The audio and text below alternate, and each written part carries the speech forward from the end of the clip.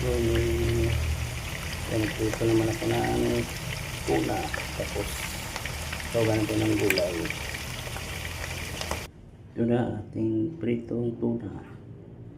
Ito yung gulay natin. May sitaw, malunggay, ito yung sibuyas, luya, bawang, sibuyas, saka walang katapusan kamatis. Siyempre masarap yan, gata, saka siling green.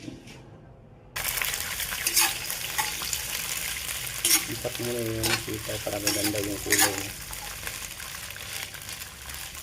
green lalo yun. Tingnan nyo, tumitingka ba yung kulay nyo, hindi na green. Kailangan luya muna-una para mas lalasa.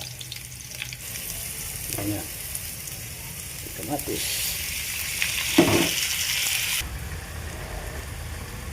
saba o kunti.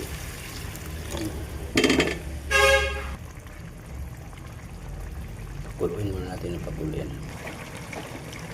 Ang gata.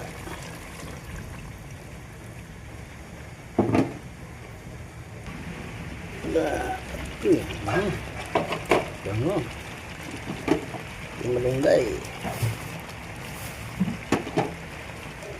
Na luto na ang ating ulam sa umagahan.